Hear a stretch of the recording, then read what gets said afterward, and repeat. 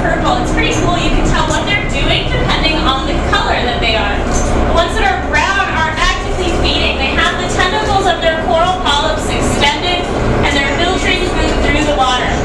The deep sea fans you see that are purple, those are at rest.